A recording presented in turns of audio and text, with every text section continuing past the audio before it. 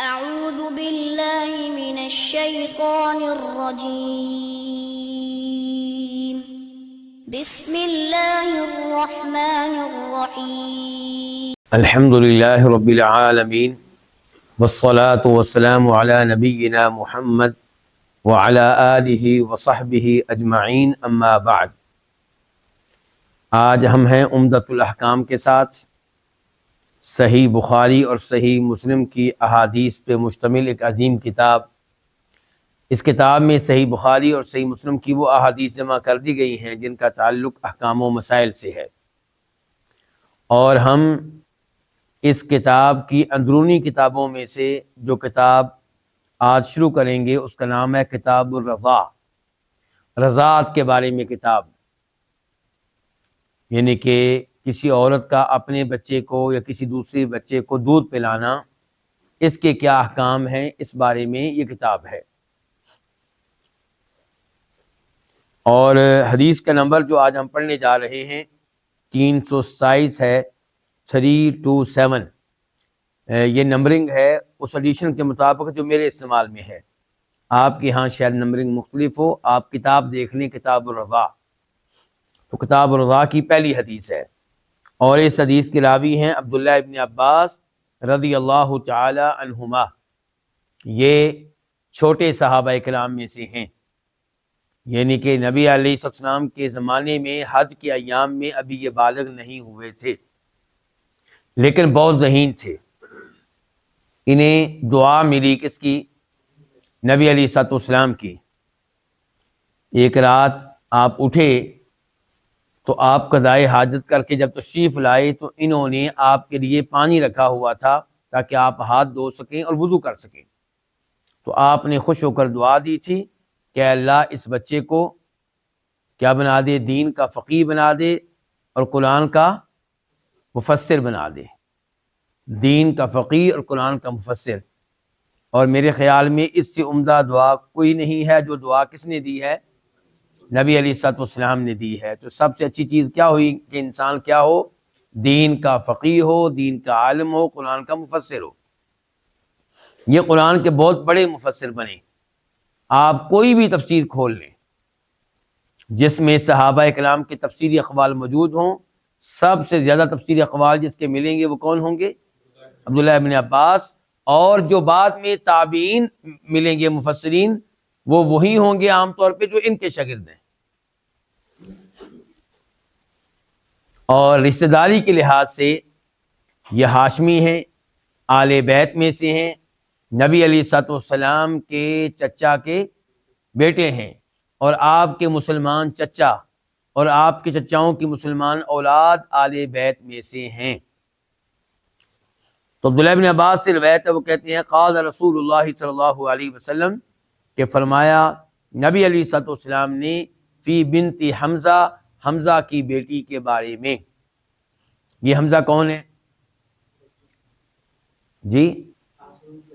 آپ علیہ السلام کے چچا حمزہ، جو احد کی لڑائی میں شہید ہوئے تھے، جنہیں کیا کہا جاتا ہے؟ سید الشہداء۔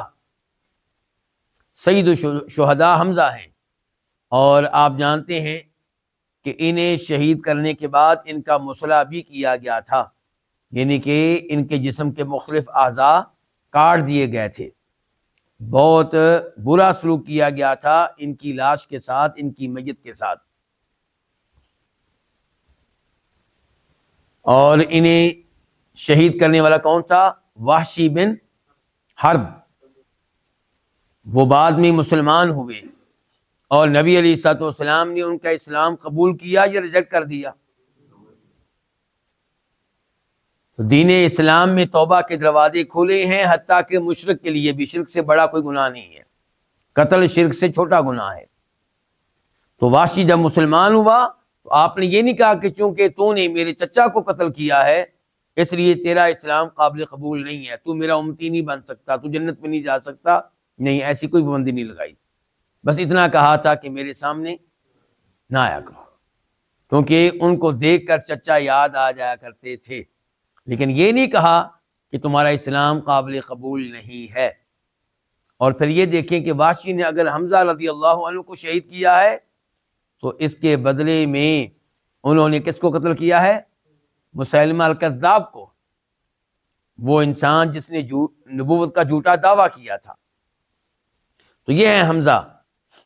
تو ان کی بیٹی کے بارے میں فرماتے ہیں اصل میں ان سے یعنی کہ نبی علیہ الصلوۃ والسلام سے کہا تھا جناب علی رضی اللہ عنہ نے کہ آپ حمزہ کی بیٹی سے شادی کر لیں۔ تو آپ علیہ السلام نے کیا فرمایا؟ لا تحل لی، کہ حمزہ کی بیٹی میرے لیے حلال نہیں ہے۔ کیوں حلال نہیں ہے جی؟ میرا آپ لوگوں سے سوال ہے، کیا چچا کی بیٹی حلال نہیں ہوتی؟ کزن سے رشتہ نہیں ہو سکتا؟ ہو سکتا ہے، پھر کیوں کہہ رہے ہیں آپ میرے لیے حلال نہیں ہے؟ کون بتائے گا آپ میں سے؟ رضاعت کے اعتبار سے، کیونکہ حمزہ رضی اللہ عنہ آپ کے رشتہ داری کے لحاظ سے چچا ہیں اور دودھ کے اعتبار سے آپ کے بھائی ہیں۔ ایک ہی عورت کا دودھ پیا ہے، آپ نے بھی انہوں نے بھی، اور اس عورت کا نام کیا ہے؟ ثویبہ، جس کو ہماری اردو میں کیا کہتے ہیں؟ صوبیہ۔ تو ان کا نام کیا ہے؟ ثویبہ۔ تو فرمایا لا تحل لی، کہ یہ لڑکی میرے لیے حلال نہیں ہے۔ یحرم من الرضاع ما یحرم من النسب، پھر آپ نے اصول بیان کیا کہ رضاعت کی طرف سے، دودھ کی طرف سے وہ رشتے حرام ہو جاتے ہیں جو نسب کی طرف سے حرام ہوتے ہیں۔ جو دودھ کے علاوہ رشتے داری کے اعتبار سے رشتے حرام ہوتے ہیں، وہی رشتے دودھ کے اعتبار سے بھی کیا ہو جاتے ہیں؟ حرام ہو جاتے ہیں۔ جیسے آپ کی سگی خالہ آپ کے اوپر کیا ہے؟ حرام، آپ اس سے شادی نہیں کر سکتے۔ آپ کی سگی بھتیجی، آپ کی سگی بانجی، یہ حرام ہے، ان سے آپ شادی نہیں کر سکتے، آپ ان کے محرم ہیں۔ ایسے ہی دودھ کے لحاظ سے جو آپ کی خالہ ہے، دودھ کے لحاظ سے جو آپ کی والدہ ہے، دودھ کے لحاظ سے جو آپ کی بیٹی ہے، دودھ کے لحاظ سے جو آپ کی بہن ہے، دودھ کے لحاظ سے جو آپ کی بھتیجی ہے، دودھ کے لحاظ سے جو آپ کی بانجی ہے، وہ بھی آپ پہ حرام ہے۔ تو فرمایا یحرم من الرضاع، دودھ کی جانب سے وہ رشتے حرام ہوتے ہیں جو نسب کی طرف سے حرام ہوتے ہیں۔ وَهِيَ ابْنَةُ أَخِي مِنَ الرَّضَاعَةِ، اور یہ دودھ کے اعتبار سے، دودھ کی طرف سے میری بھتیجی ہے۔ کون؟ حمزہ رضی اللہ عنہ کی بیٹی۔ اس حدیث کو روایت کیا ہے امام بخاری رحمہ اللہ نے اپنی صحیح میں، اور وہاں پہ اس کا نمبر ہے 2645 2645۔ امام بخاری اس حدیث کو بلا کہاں لے کر آئے ہیں؟ کون سی کتاب میں؟ کتاب الشہادات میں۔ گواہی کے موضوع کے اوپر جو انہوں نے کتاب قائم کی ہے، وہاں پہ اس حدیث کو لے کر آئے ہیں۔ اور باب کیا قائم کیا ہے؟ امام بخاری کی فقاہت دیکھیے، ان کی ذہانت دیکھیے۔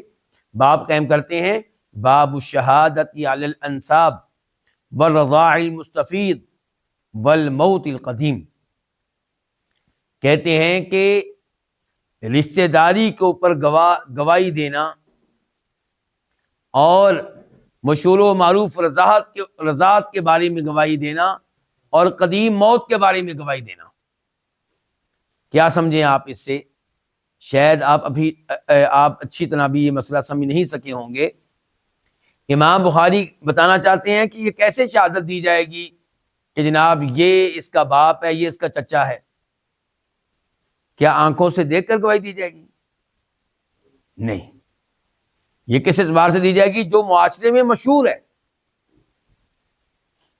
یعنی کہ ہر ایک مانتا ہے کہ یہ بچہ فلاں شخص کا بیٹا ہے۔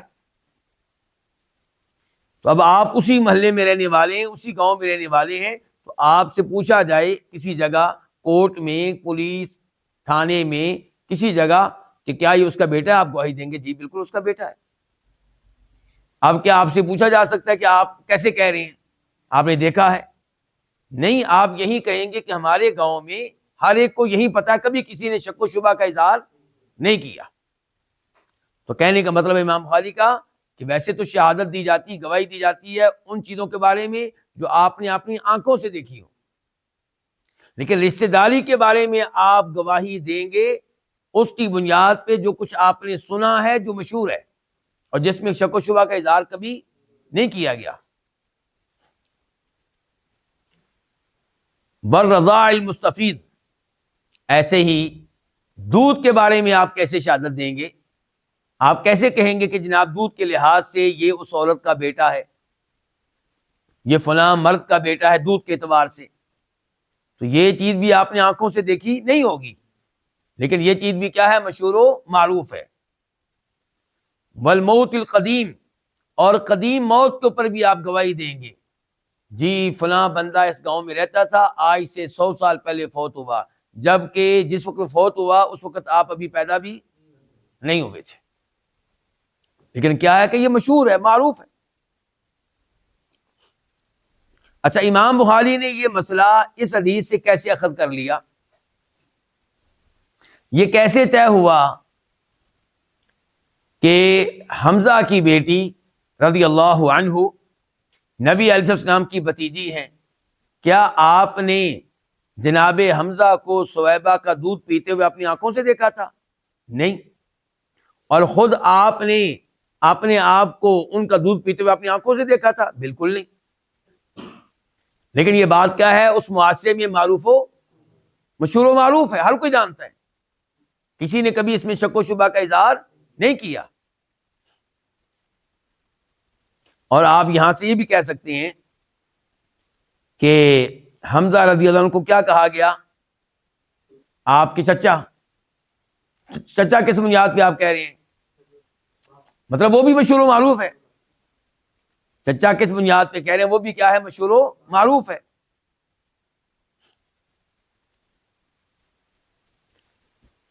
اچھا، پھر امام بخاری اس حدیث کو دوسری بار لے کر آئے اپنی صحیح بخاری میں، اور اس بار نمبر ہے 5100 یاد رہے کہ یہ نمبرنگ امام بخاری کی طرف سے نہیں ہے، نمبرنگ بعض والوں کی طرف سے ہے۔ اچھا، تو اب امام بخاری اس حدیث کو کس کتاب میں لے کر آئے ہیں؟ کتاب النکاح میں۔ کس میں؟ یعنی کہ وہ کتاب جس میں وہ احادیث امام بخاری نے درج کی ہیں جن کا تعلق ہے نکاح، شادی وغیرہ سے، اور اس کے اوپر باب کیا قائم کیا ہے؟ باب قولہ تعالی وامہاتکم اللاتی ارضعنکم، کہ اللہ تعالیٰ فرماتے ہیں تمہاری وہ مائیں بھی تم پہ حرام ہیں، تم ان سے شادی نہیں کر سکتے، نکاح نہیں کر سکتے، جنہوں نے تمہیں دودھ پلایا ہے۔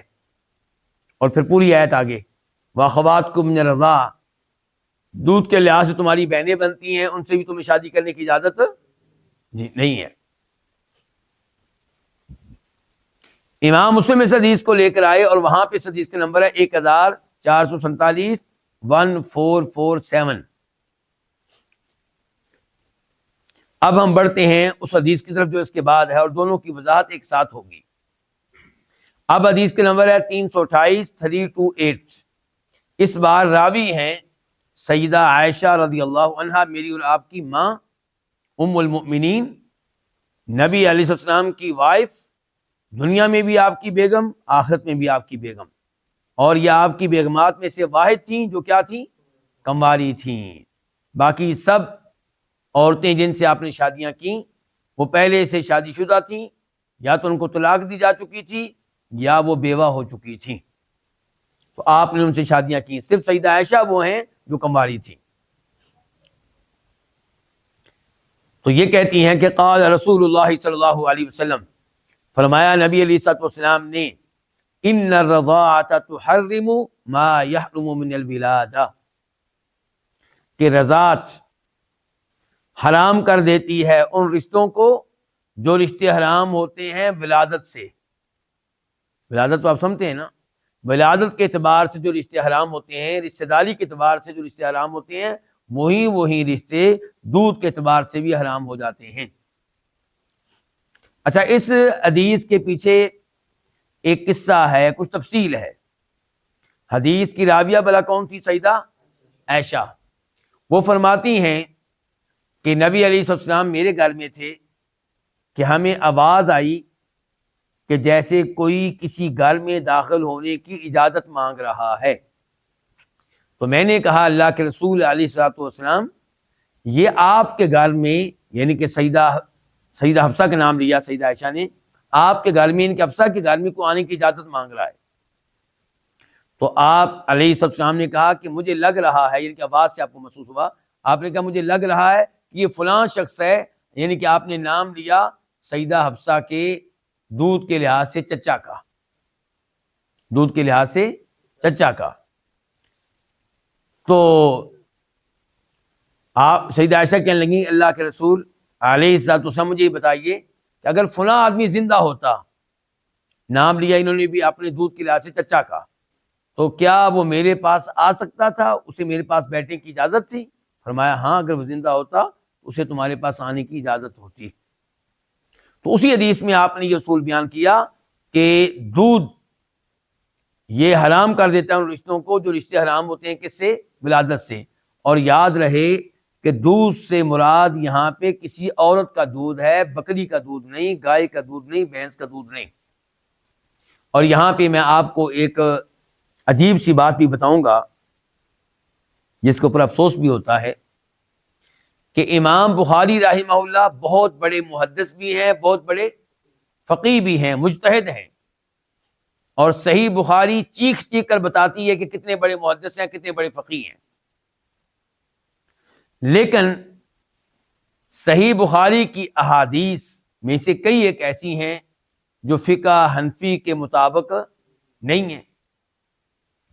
ان احادیث سے فقہ حنفی کے کئی احکام و مسائل پہ زد پڑتی ہے، چوٹ پڑتی ہے۔ ان احادیث سے پتہ چلتا ہے کہ فقہ حنفی کے بہت سے مسائل درست نہیں ہیں۔ اس وجہ سے فقہ حنفی کے کئی ایک علماء کرام امام بخاری کے بارے میں کوئی نرم گوشہ نہیں رکھتے، کوئی اچھی رائے نہیں رکھتے، اتنا کھل کر بولتے نہیں ہیں لیکن کچھ نہ کچھ اشارے دے جاتے ہیں۔ تو وہ امام بخاری کو محدث ماننے کے لیے تیار ہیں کہ جی انہوں نے احادیث یاد کی تھیں، حافظہ بہت تیز ہوگا، لیکن فقیہ ماننے کے لیے تیار نہیں ہے۔ فقیہ کا مطلب کیا؟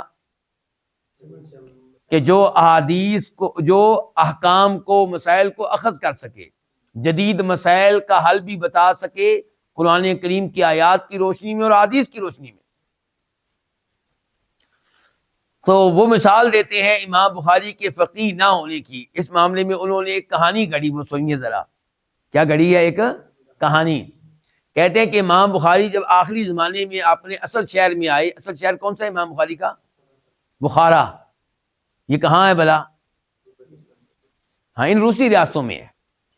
تو امام بخاری جب وہاں واپس آئے، غالباً ازبکستان ہے، غالباً ازبکستان یا قازقستان ہے، ازبکستان ہے میرے خیال میں، جی۔ تو بہرحال وہاں واپس آئے، تو اس سے آپ یہ بھی اندازہ لگا سکتے ہیں امام بخاری کا چہرہ کیسا ہوگا، رنگ و روپ کیا ہوگا، جب آپ کو پتہ چل گیا کہ ازبکستان سے ہیں، اسی علاقے سے ہیں۔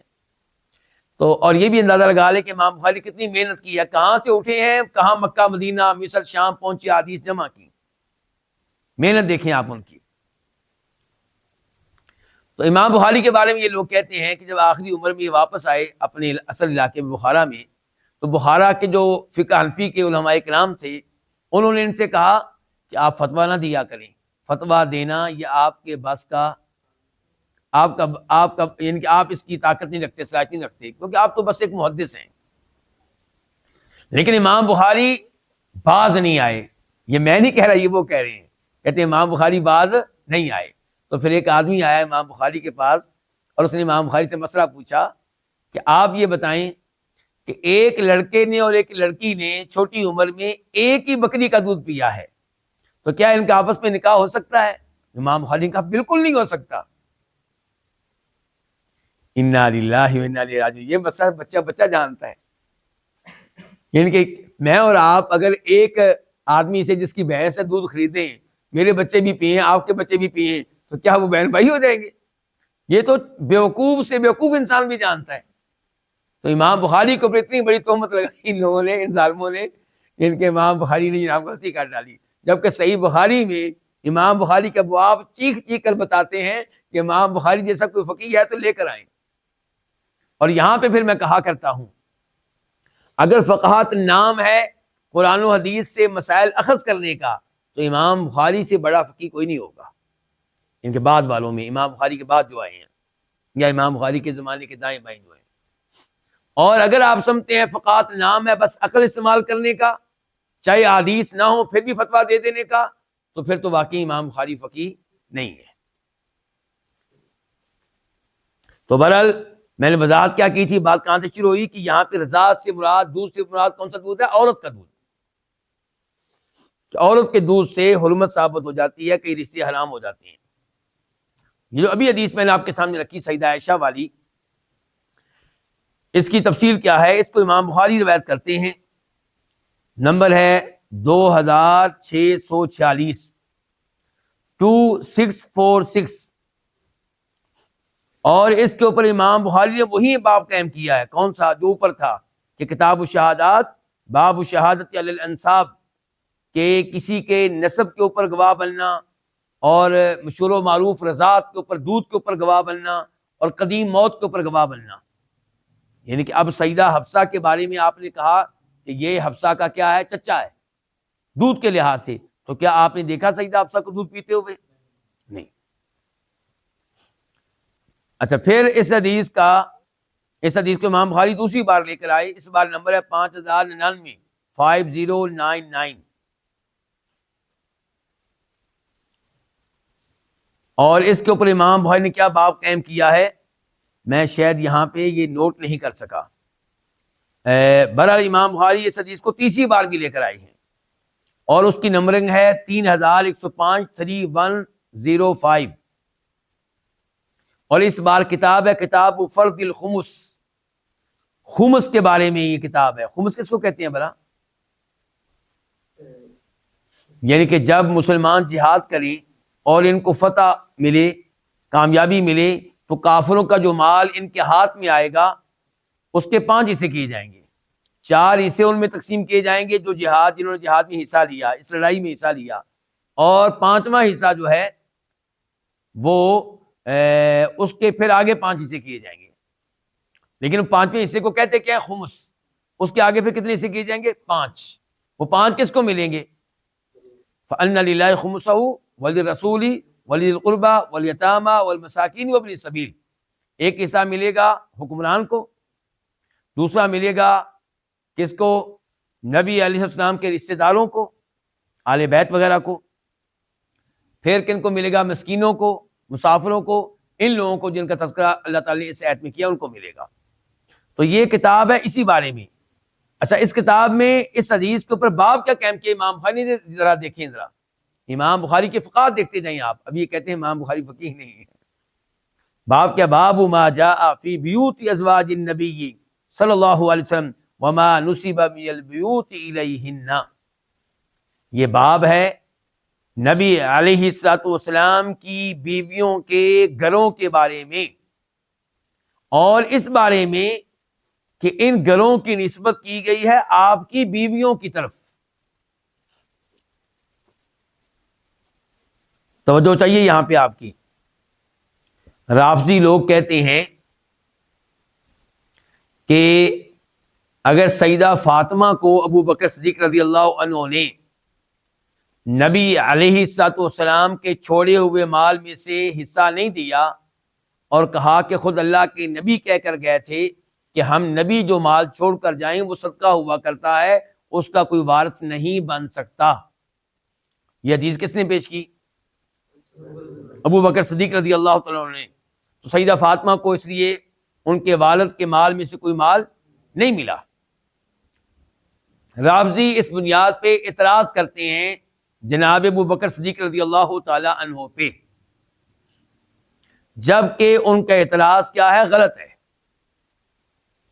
اگر ابو بکر صدیق رضی اللہ عنہ نے سیدہ فاطمہ کو نبی علیہ الصلوۃ والسلام کے مال میں سے بطور بیٹی کوئی حصہ نہیں دیا، تو انہوں نے اپنی بیٹی سیدہ عائشہ کو بھی آپ کے مال میں سے بطور بیوی کوئی حصہ نہیں دیا. جناب عمر فاروق نے بھی اپنی بیٹی سیدہ حفصہ کو آپ کے مال میں سے بطور بیٹی کوئی حصہ نہیں دیا. جناب عثمان نے بھی اسی چیز کو برقرار رکھا. خود جناب علی نے بھی اپنے زمانے میں یہ اعلان نہیں کیا کہ لو جی اب ابو بکر بھی گئے، عمر بھی گئے، عثمان بھی گئے، اب میری حکومت ہے، آؤ حسن آؤ حسین، میں اللہ کے نبی کے مال میں سے علیہ الصلوۃ والسلام تمہاری والدہ کا حصہ نکال کے تمہارے حوالے کر رہا ہوں. انہوں نے بھی کچھ نہیں کیا، انہوں نے بھی وہی کچھ کیا جو ابو بکر نے کیا، عمر فاروق نے، جب عثمان نے کیا تھا. تو اس کا مطلب ہے کہ جناب صدیق نے جو کچھ کیا وہ بالکل کیا تھا؟ درست تھا. اچھا، اب وہ اعتراض کرتے ہیں کہ اگر سیدہ فاطمہ کا حصہ بطور بیٹی نہیں بنتا تو یہ سیدہ عائشہ، سیدہ حفصہ، ان کے پاس مکانات کیوں رہے نبی علیہ الصلوۃ والسلام کے؟ یہ آپ علیہ السلام کے فوت ہونے کے بعد بھی ان رہائش گاہوں میں مقیم کیوں رہیں؟ اعتراض سمجھے آپ لوگ؟ میرے ساتھ ہی ہیں نا؟ آپ لگتا ہے کہیں چلے گئے تھے، نہیں آپ آگے پیچھے ہو گئے تھے، ورنہ بڑا آسان بیان کیا میں نے، تو آپ کی توجہ لگتا ہے ہٹ گئی تھی۔ تو بہرحال یہ اعتراض ہے۔ تو امام بخاری نے یہ باب قائم کیا اور بتایا نبی علیہ الصلوۃ والسلام کی بیویوں کے گھروں کے بارے میں، اور یہ کہ ان گھروں کی نسبت آپ کی بیویوں کی طرف کی گئی ہے، قرآن میں بھی احادیث میں بھی علیہ الصلوۃ والسلام۔ اس آیت پہ غور کریں، اللہ تعالیٰ کہتے ہیں وَقَرْنَ فِي بُيُوتِكُنَّ، اے نبی کی بیویوں علیہ الصلوۃ والسلام اپنے گھروں میں ٹک کر بیٹھی رہو، ان کے بلا وجہ گھروں سے باہر نکلنا نہیں ہے۔ اچھا، لیکن کیا کہا گیا؟ یہ نہیں کہا گیا کہ اللہ کے نبی کے گھروں میں بیٹھی رہو، کیا کہا اللہ نے؟ تمہارے جو گھر ہیں ان میں بیٹھی رہو۔ پھر تھوڑا سا آگے چلیں، انما یرید اللہ لیذھب عنکم الرجس اہل البیت ویطہرکم تطہیرا واذکرن ما یتلی فی بیوتکن من آیات اللہ۔ اللہ نے کہا کہ وہ آیتیں جو تمہارے گھروں میں پڑھی جاتی ہیں ان کا ذکر کرتی رہا کرو۔ تمہارے گھروں میں، گھر اللہ کے نبی کے نسبت کن کی طرف کی جا رہی ہے؟ آپ کی بیویوں کی طرف، ان کو کہا جا رہا ہے تمہارے گھر۔ اچھا، انہی گھروں کے بارے میں اللہ تعالیٰ ایک اور مقام پہ کہتے ہیں یا ایھا الذین آمنوا لا تدخلوا بیوت النبی، اے ایمان والو نبی علیہ السلام کے گھروں میں بغیر اجازت کے تمہیں جانے کی اجازت نہیں ہے۔ اچھا، یہاں پہ کہا گیا اللہ کے نبی کے گھر ہیں، وہاں پہ کہا گیا آپ کی بیویوں کے گھر ہیں، تو اب کہہ سکتے ہیں کہ قرآن کی آیتوں میں تضاد ہے؟ جی یہ تو ایسے ہی ہے جیسے میرا جو گھر ہے اس کے بارے میں میری بیگم بھی کہے گی کہ میرا گھر ہے، میرا بیٹا کہے گا میرا گھر ہے، میری بیٹی کہے گی میرا گھر ہے، تو یہ وہی صورتحال ہے۔ اچھا، اصل مالک کون ہے؟ نبی علیہ الصلوۃ والسلام۔ اچھا، آپ کی بیویوں کی طرف نسبت جو کی گئی اس لحاظ سے کہ وہ آپ کی بیویاں ہیں اور خاوند کی ذمہ داری ہے کہ بیویوں کو کیا فراہم کرے؟ رہائش۔ اچھا، لیکن کیا خاوند کے فوت ہو جانے کے بعد بھی خاوند کی ذمہ داری ہے کہ اپنی بیوی کو رہائش فراہم کرے؟ نہیں، بالکل نہیں، بالکل نہیں۔ وراثت کا مال ہے، اس کے پاس آئے گا اگر کچھ خاوند چھوڑ کے گیا تو، ورنہ رہائش کی ذمہ دار وہ خود ہے۔ تو پھر سوال اٹھتا ہے کہ آپ کی بیویاں ان مکانات میں کیوں رہیں جو اللہ کے نبی نے ان کو دیے تھے آپ کے فوت ہو جانے کے بعد؟ تو جواب یہ ہے کہ آپ کی بیویوں کو کیا آپ کے فوت ہو جانے کے بعد کسی اور جگہ شادی کرنے کی اجازت تھی؟ نہیں اجازت تھی، تو پوری زندگی انہوں نے گزاری ہے آپ کی وجہ سے بغیر شادی کے۔ تو پھر آپ کی ذمہ داری ہے، آپ کے بعد جو آپ کا نائب آیا ہے، خلیفہ آیا ہے، امیر المؤمنین آئے، ان کی ذمہ داری ہے کہ آپ کی بیویوں کو رہائش فراہم کریں جب تک وہ زندہ ہے۔ تو اس لیے وہ انہی مکانات میں رہیں، مالک نہیں بنی لیکن انہی مکانات میں رہیں، کیونکہ وہ فوت ہونے کے بعد بھی آپ کی بیویاں، جنت میں بھی آپ کی بیویاں ہیں، اور ان کو کسی اور جگہ شادی کرنے کی بھی اجازت نہیں ہے۔ اس لیے ان کو ان رہائشوں میں رہنے کا حق حاصل تھا۔ چلیں، اس حدیث کو امام مسلم نے بھی روایت کیا، نمبر ہے 1444 144۔ اب ہم آتے ہیں کہ اس حدیث سے کیا کیا مسائل معلوم ہوئے۔ نمبر 1 یہ معلوم ہوا کہ دودھ کے لحاظ سے حرمت ثابت ہوتی ہے، دودھ کے اعتبار سے کئی عورتیں حرام ہو جاتی ہیں، ان سے شادی کرنا جائز نہیں رہتا، اور جب کسی عورت کے ساتھ یہ تعلق قائم ہو جائے کہ آپ اس کے دودھ کے لحاظ سے محرم بن جائیں، دودھ کے لحاظ سے آپ اس کے والد بن گئے، دودھ کے لحاظ سے آپ اس کے چچا بن گئے، تو پھر اس کا آپ سے پردہ نہیں ہوگا۔ اس کا آپ سے پردہ نہیں ہوگا، اور اس کے ساتھ تنہائی میں بیٹھا جا سکتا ہے، الا یہ کہ وہ کوئی مشکوک حرکتیں کرنے لگ جائے، تو پھر تو سگا باپ بھی ہو تو اس کے پاس بھی لڑکی نہیں بیٹھے گی اگر وہ مشکوک حرکتیں کرے، سگے بھائی کے پاس بھی نہیں بیٹھے گی اگر وہ مشکوک حرکتیں کرے۔ اس حدیث سے دوسرا مسئلہ یہ معلوم ہوا کہ جیسے جیسے نسب کے لحاظ سے عورتیں حرام ہوتی ہیں، حرمت ثابت ہوتی ہے، ایسے ہی رضاعت کے لحاظ سے حرمت ثابت ہوتی ہے۔ اچھا، اب تیسرے نمبر پہ دودھ کے لحاظ سے کون کون سے رشتے قائم ہوتے ہیں؟ دودھ پینے والا بچہ، دودھ پینے والا بچہ، اور پھر اس کے بیٹے اور اس کی بیٹیاں اور اس کی آئندہ نسلیں، یہ سب جو ہیں ان کے لیے وہ عورت حرام ہو جائے گی جس نے دودھ پلایا تھا۔ وہ ان سب کی کیا بنتی چلی جائے گی؟ ماں اور دادی بنے گی، کیا بنے گی؟ دادی بنے گی۔ اور اس لحاظ سے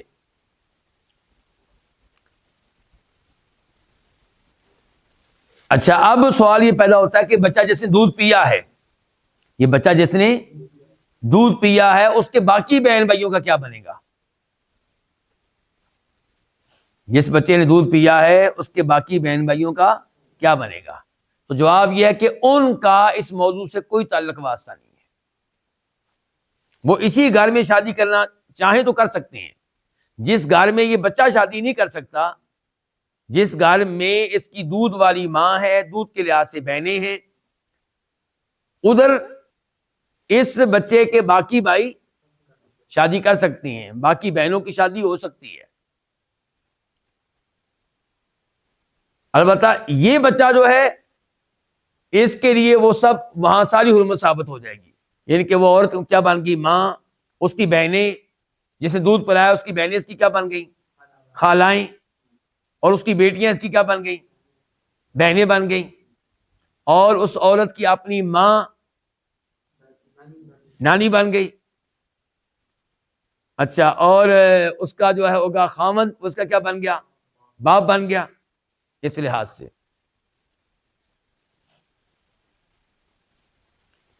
اب ہم بڑھتے ہیں اس حدیث کی طرف جو اس کے بعد ہے۔ اس حدیث کا نمبر ہے 329، 329۔ وعنہا، اور انہی سے روایت ہے، کن سے؟ سیدہ عائشہ رضی اللہ عنہا سے، قالت، وہ کہتی ہیں، ان افلح، کہ بے شک افلح، افلح ایک آدمی کا نام ہے، کہتی ہیں کہ افلح اخا ابی القعیس، ابو القعیس کا بھائی، افلح جو کہ بھائی ہے کس کا؟ ابو القعیس، اور ابو القعیس جو ہے یہ سیدہ عائشہ کا دودھ کے لحاظ سے باپ لگتا ہے۔ کس لحاظ سے؟ دودھ کے لحاظ سے باپ لگتا ہے۔ اب تذکرہ ابو القعیس کا نہیں ہو رہا، تذکرہ ہو رہا ہے افلاح کا۔ ابو القعیس کا تو نام اس لیے آیا تھا کہ پتہ چلے کہ افلاح کون ہے۔ افلاح کون ہے؟ ابو القعیس کا بھائی۔ سیدہ کہتی ہیں کہ بے شک افلاح، ابو القعیس کا بھائی، استأذن علیہ، اس نے مجھ سے اجازت مانگی، بعد ما انزل الحجاب، پردے کا حکم نازل کیے جانے کے بعد۔ اجازت مانگی کس چیز کی؟ اندر آنے کی۔ لگتا کیا ہے ان کا دودھ کے لحاظ سے؟ چاچو افلاح آیا نا، ابو القعیس نہیں آیا اس وقت، کون آیا؟ افلاح۔ اچھا، اس سے یہ بھی پتا چلا، یہ بات نوٹ کرنے والی ہے کہ جو عورت کے رشتہ دار محرم بنتے ہیں ان کو بھی چاہیے اجازت لے کر آئیں۔ باپ بیٹی کے گھر جائے تو اجازت لے کر اندر داخل ہو۔ آپ اپنی والدہ کے کمرے میں جائیں، اجازت لے کر جائیں۔ جب والدہ نے کمرہ بند کیا ہوا ہے، کنڈی تو نہیں لگائی لیکن دروازہ بند کیا ہوا انہوں نے، تب اجازت لیے بغیر نہ جائیں۔ ہاں، دروازہ کھلا انہوں نے اوپن رکھا ہوا ہے، پھر ٹھیک ہے، پھر آپ جا سکتے ہیں والدہ کے کمرے میں۔ لیکن جو گھر کے اندر باہر سے کوئی بھی نہیں آ سکتا چاہے دروازہ کھلا ہو، گھر کے اندر کی بات کر رہا ہوں، والدہ کا دروازہ اوپن ہے، کھلا ہوا ہے، تو بیٹے داخل ہو سکتے ہیں بغیر اجازت کے۔ لیکن جب والدہ نے دروازہ بند کیا ہوا چاہے کنڈی نہیں لگائی، لاک نہیں لگایا، دروازہ بند کیا ہوا ہے، تو بیٹوں کو بھی اجازت لیے بغیر نہیں جانا چاہیے، بہنوں کے کمروں میں اجازت لیے بغیر نہیں جانا چاہیے جبکہ انہوں نے دروازہ بند کر رکھا ہو۔ تو یہاں پہ دیکھیے یہ چچا ہے تو اجازت لے رہا ہے، فقلت، تو میں نے آگے سے کہا، واللہ لا آذن له، میں اس کو اجازت نہیں دوں گی، حتی استأذن النبی صلی اللہ علیہ وسلم، جب تک کہ میں اجازت نہ لے لوں اس معاملے میں نبی علیہ الصلوۃ والسلام سے۔ آج کی عورت عبرت حاصل کرے، آج کی عورت ہوتی تو اس نے کہنا تھا اب کیا بیچاری کو روکنا ہے، شرم آئی ہے روکتے ہوئے، ایک دفعہ آ جائے، پھر بعد میں خامن سے اجازت لینی تھی کہ اللہ کے رسول وہ آدمی آیا تھا میں نے آنے دیا، آئندہ آپ بتائیں کیا کیا جائے۔ غیرت اس کو کہتے ہیں، شرم و حیا اس کو کہتے ہیں، ایک عورت میں یہ چیز ہونی چاہیے۔ ہم آج عورت میں اعتماد پیدا کرنا چاہتے ہیں کس چیز کا؟ کہ مردوں کے سامنے ڈٹ کے بات کرے، جبکہ اعتماد اس چیز کا پیدا کرے کہ ڈٹ کر انکار کرے، ڈٹ کر پردہ کرے، ڈٹ کر انکار کرے، مصافحہ میں نہیں کروں گی آپ سے، ڈٹ کر انکار کرے کہ میں آپ کے ساتھ تنہائی میں نہیں بیٹھوں گی، یہ جرت ہونی چاہیے۔ فَإِنَّ أَخَا أَبِي الْقُعَيْسِ لَيْسَ هُوَ أَرْضَعَنِي، سیدہ عائشہ کی گفتگو جاری ہے، فرمایا میں تو ان کو اندر آنے کی اجازت نہیں دوں گی کیونکہ ابو القعیس کے بھائی نے مجھے دودھ نہیں پلایا، وَلَكِنْ أَرْضَعَتْنِي امْرَأَةُ أَبِي الْقعیس، مجھے تو ابو القعیس کی بیوی نے دودھ پلایا ہے، ان کی میرا ایسے کیا تعلق ایسے؟ تو یہ سیدہ عائشہ نے دلیل کون سی دی ہے؟ قرآن سے یا حدیث سے؟ عقل سے۔ کون سی دلیل دی ہے؟ عقلی دلیل دی ہے کہ مجھے بھائی دودھ پلایا کس نے؟ ابو القعیس کی بیوی نے، اور یہ افلا کا اس سے کیا تعلق واسطہ؟ فدخل علی رسول اللہ صلی اللہ علیہ وسلم، فرماتی ہیں تو میرے پاس آئے نبی علیہ الصلوۃ والسلام، فقلت، تو میں نے کہا، یا رسول اللہ، اے اللہ کے رسول، ان الرجل لیس هو ارضعنی، بے شک آدمی نے مجھے دودھ نہیں پلایا، مجھے اس آدمی نے دودھ نہیں پلایا، ولیکن ارضعتنی امرأتہ، مجھے دودھ پلایا تھا اس کی بیگم نے، ان کے ابو القعیس کی بیگم نے، یعنی کہ مجھے ابو القعیس نے دودھ نہیں پلایا بلکہ اس کی بیگم نے دودھ پلایا۔ تو رجل سے مراد کون ہوا؟ ابو القعیس۔ فقال، تو آپ نے کہا، اذنی لہ، اس کو آنے کی اجازت دو، فإنہ عمک، کیونکہ یہ تیرا چچا ہے، تربت یمینک، تیرا دایاں ہاتھ خاک آلود ہو، تیرا دایاں ہاتھ خاک آلود ہو۔ عرب یہ لفظ استعمال کیا کرتے ہیں لیکن اس کا معنی مراد نہیں ہوتا، یہ آپ سمجھ لیں کہ ان کا تقیہ کلام ہے، یہ لفظ وہ استعمال کرتے ہیں لیکن اس کا معنی مراد نہیں لیتے۔ اس کو حدیث کو روایت کی امام بخاری رحمہ اللہ نے، اور امام بخاری اس حدیث کو کئی بار لے کر آئے ہیں۔ امام بخاری کے اس حدیث کو کئی بار لانا، مختلف کتابوں میں لانا، دلیل ہے کس بات کی؟ کہ امام بخاری فقیہ ہیں، یعنی کہ ایک حدیث سے کئی مسئلے اخذ کرتے ہیں۔ اب یہاں پہ دیکھیے پہلے نمبر پہ 4796 4796، اور یہ کہاں لے کر آئے ہیں؟ کتاب التفسیر میں۔ کہاں لے کر آئے ہیں؟ صحیح بخاری میں کتاب التفسیر بھی ہے، کتاب التفسیر میں لے کر آئے ہیں۔ باب کیا قائم کیا ہے؟ باب قولہ ان تبدوا شیئا او تخفوہ فإن اللہ کان بکل شیء علیما لا جناح علیہن فی آبائہن ولا ابنائہن ولا اخوانہن ولا ابنائی اخوانہن ولا ابنائی اخواتہن۔ یہ جو آیتیں امام بخاری نے یہاں پہ ذکر کی ہیں، ان آیتوں سے پہلے آیت میں آ چکا ہے کہ وَإِذَا سَأَلْتُمُوهُنَّ مَتَاعًا فَاسْأَلُوهُنَّ مِنْ وَرَاءِ حجاب، کہ پردہ کیا ہونا چاہیے؟ پردہ۔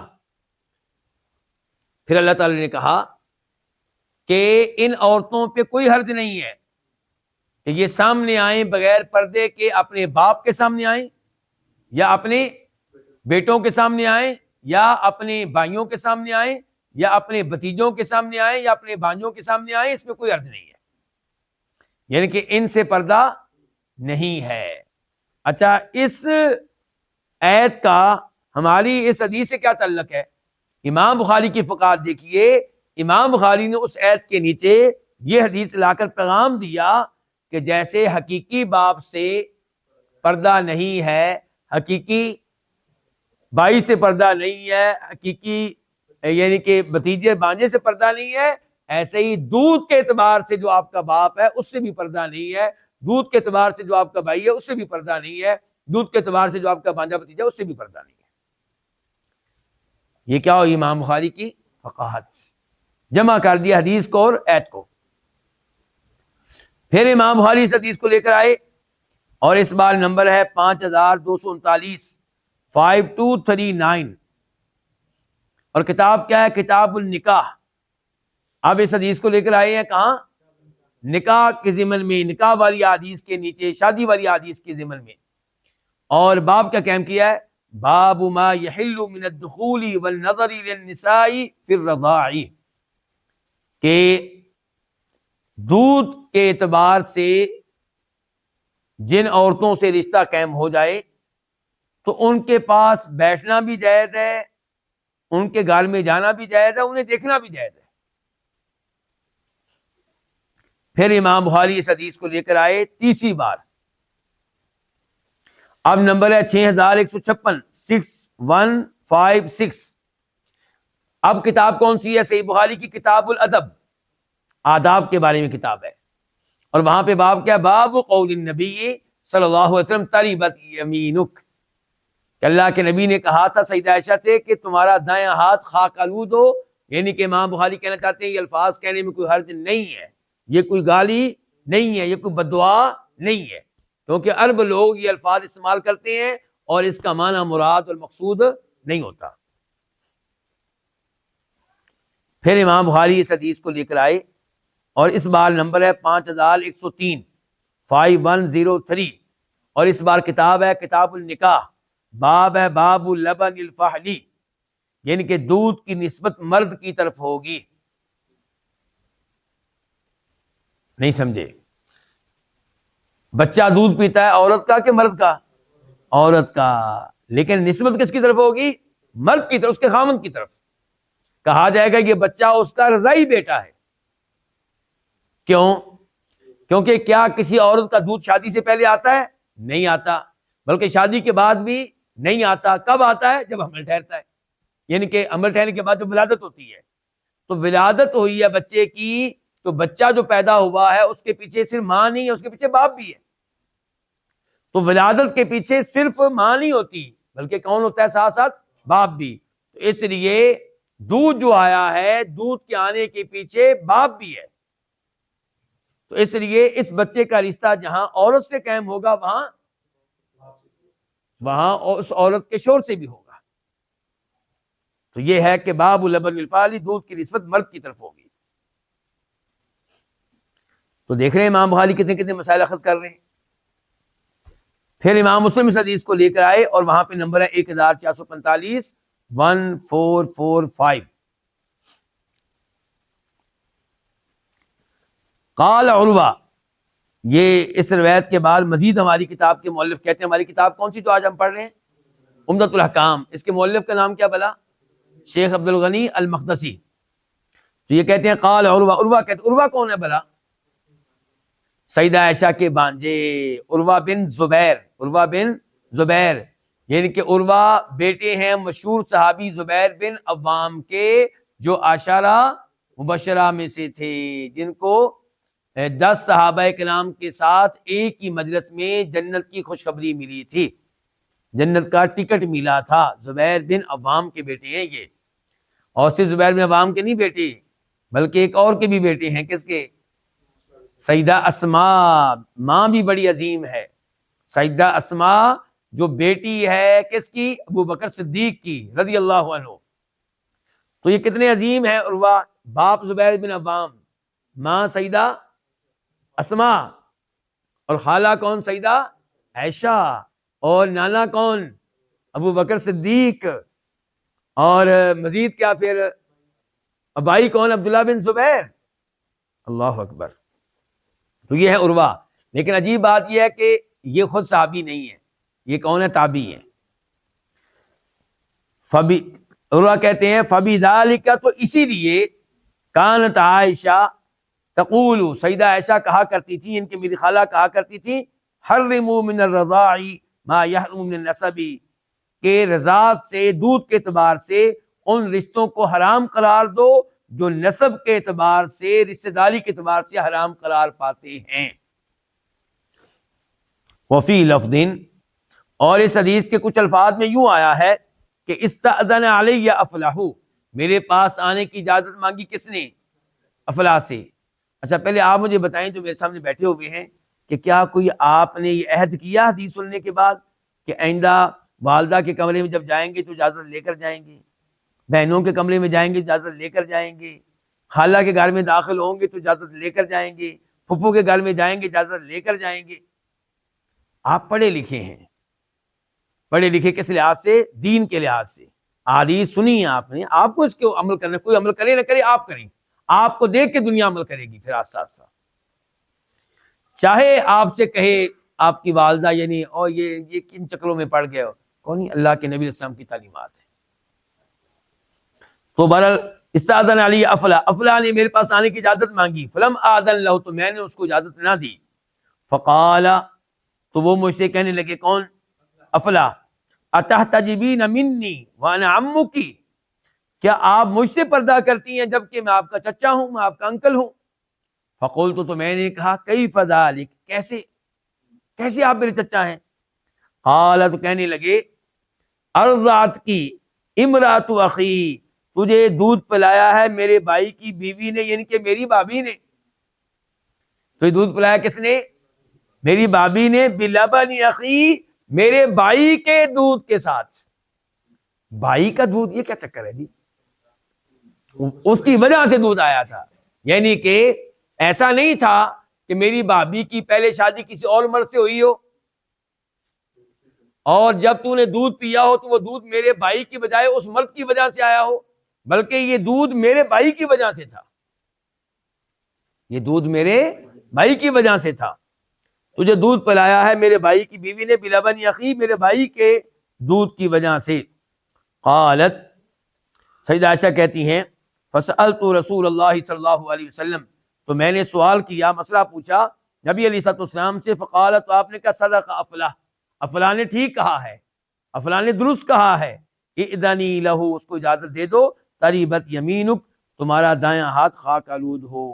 یہ جو آخری الفاظ ہیں یہ بخاری شریف میں آئے ہیں، نمبر ہے 2644 2644، اور یہ وہی کتاب الشہادات ہے، اور یہ حدیث بھی اسی باب کے نیچے ہے جس باب کے نیچے کئی حدیث ہیں کہ نسب کے اوپر، رشتہ داری کے اوپر گواہ بننا، اور مشہور و معروف دودھ کے اوپر گواہ بننا، اور قدیم موت کے اوپر گواہ بننا۔ ہماری کتاب کے مؤلف کہتے ہیں کہ اس حدیث میں جو لفظ ہے نا تریبت، اس کا مطلب ہے افتقرت، محتاج ہو، والعرب تدعو علی الرجل ولا تريد وقوع الامر به، عرب یہ الفاظ استعمال کرتے ہیں کسی آدمی کے بارے میں اور ان کا ارادہ یہ نہیں ہوتا کہ یہ معاملہ ہو۔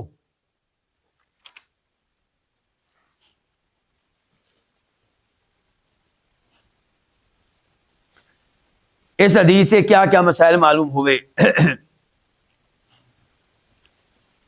اس میں دلیل ہے اس بات کی کہ رضاعت کا حکم دودھ پلانے والی عورت کے ساتھ ساتھ اس کے خامند کے ساتھ بھی قائم ہوتا ہے، اور اس خامند کے رشتہ داروں کے ساتھ بھی قائم ہوتا ہے، یعنی کہ مرد کیا لگا؟ رضائی باپ، دودھ کے اعتبار سے باپ، اور اس کے بھائی کیا لگے؟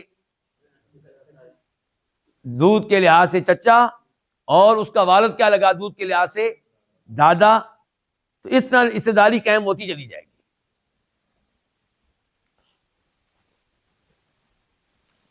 یہ معاملہ جو ہے نا، انسان اس میں گڑبڑ کر جاتا ہے، انسان کو سمجھ نہیں آتی اس کی۔ تو میں آپ کو وہ اصول بتا رہا ہوں جو ہمیں ہمارے استاد نے بتایا تھا، جب سے ہمارے استاد نے اصول بتایا تھا مدینہ یونیورسٹی میں، اس کے بعد الحمدللہ پھر مجھے اس میں اشکال نہیں رہا۔ انہوں نے یہ لفظ بولا تھا کہ آپ اس بچے کو اٹھا کے انہی کے گھر میں رکھ دیں جن کا دودھ پیا ہے، جو رشتہ داریاں ان بچوں کی ہیں وہ ساری رشتہ داریاں اس بچے کی ہیں ان کے ساتھ، اور یہ اکیلے کو ادھر رکھیں گے، باقی بچے اپنی جگہ پہ رہیں گے، ان کی کوئی رشتہ داری نہیں ہے۔ واضح ہو گیا؟ اس بچے کو اٹھا کے ان کے گھر رکھائیں، سمجھنے کے لحاظ سے، حقیقت نہیں رکھ کے آنا، ان کے سمجھنے کے لحاظ سے آپ اس بچے کو انہی کے گھر میں چھوڑ آئیں، ان کے گھر میں رکھیں جن کا اس نے دودھ پیا ہے.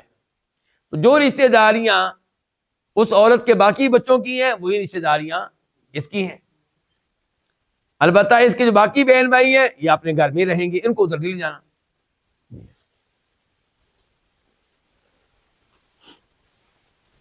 اچھا جی، اب یہاں پہ سوال یہ ہے کہ اس بچے کا اس مرد کے ساتھ تعلق کیوں قائم ہو رہا ہے؟ کیونکہ وہ دودھ میں سبب بنا ہے، دودھ آنے میں سبب بنا ہے. اور یہی موقف ہے جمہور صحابہ کرام کا، تابعین کا، اہل الحدیث کا اور دیگر مذاہب کے ماننے والوں کا. بہت کم لوگ ہیں جنہوں نے اس مسئلے میں اختلاف کیا ہے، اور جو اختلاف کرنے والے ہیں ان کی بات بالکل غلط ہے، کیونکہ صحیح حدیث کے خلاف ہے. کیونکہ کئی لوگ ایسے ہیں جو کہتے ہیں کہ عورت سے تعلق قائم ہوگا، مرد سے نہیں. چند ایک لوگ ایسے ہیں، لیکن ان کی بات بالکل کیا ہے؟ غلط ہے.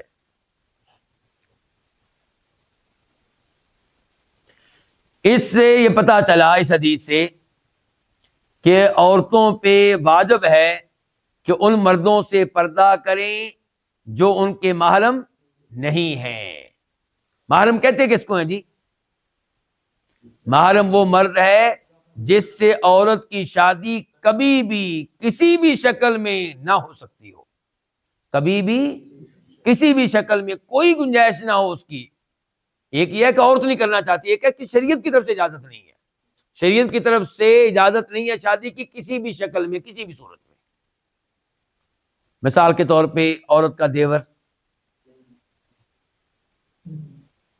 یہ تو آپ کا امتحان لیا ہے، دیکھا یہ میں نے آپ کا امتحان لیا، آپ کرتے کیا ہے؟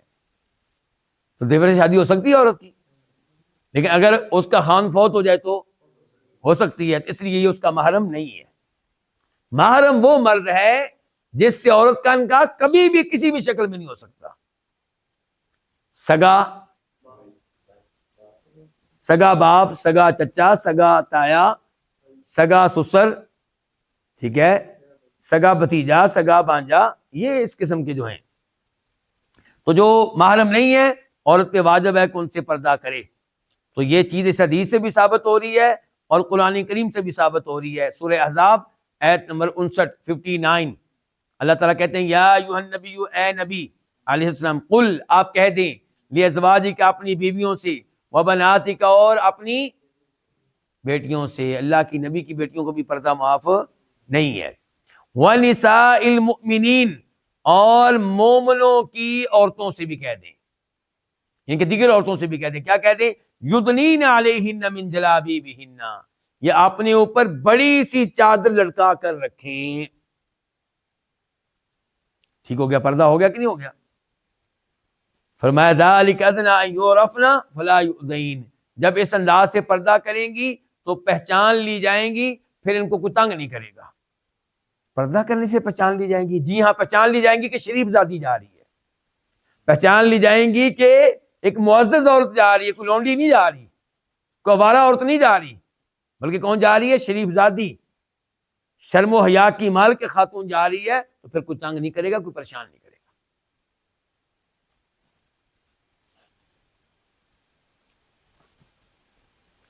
اچھا، یہ پردہ کب پردے کا حکم نازل ہوا؟ ہجرت کے 5ویں سال. ہجرت کے 5ویں سال. شروع میں یہ حکم نازل نہیں ہوا کیونکہ لوگ نئے نئے مسلمان ہوئے تھے، تو احکام ساتھ ساتھ نازل ہو رہے تھے. فوری طور پہ سارے احکام ان کے اوپر لا دیے جاتے تو شاید ان لوگوں کو مشکل پیش آتی، کیونکہ نیا نہ دین آیا تھا. ابھی تو ہر بچہ ہر بچی مسلمان گھرانے میں آنکھ کھولتے ہیں، ابھی کوئی بہانہ نہیں چلے گا. ابھی سارے احکام فوری طور پہ نافذ ہوں گے. جو مسلمان ہوگا فوری طور پہ سارے احکام نافذ ہوں گے. عبداللہ ابن عباس رضی اللہ عنہما اس آیت کی تفسیر میں فرماتے ہیں، جیسا کہ امام طبری رحمہ اللہ روایت کرتے ہیں، کہ عورتوں کو چاہیے کہ وہ پردہ کریں، چہرے کا بھی پردہ کریں، البتہ ایک آنکھ ننگی ہو سکتی ہے. وہ 2 آنکھیں بھی نہیں کہہ رہے. عبداللہ ابن عباس کتنی آنکھ کہہ رہے ہیں؟ ایک آنکھ ننگی رہ سکتی ہے، جس سے وہ دیکھ سکیں کہ آگے کوئی مسئلہ تو نہیں، راستہ گرے نہیں، کوئی گڑبڑ نہ ہو کسی قسم کی۔ تو اس کے ساتھ ہی یہ حدیث اور اس کی وضاحت اپنے اختتام کو پہنچی۔ آئندہ حدیث میں شروع نہیں کرنا چاہوں گا کیونکہ وہ کافی وقت لے گی اور وقت اس وقت ہمارے پاس نہیں ہے۔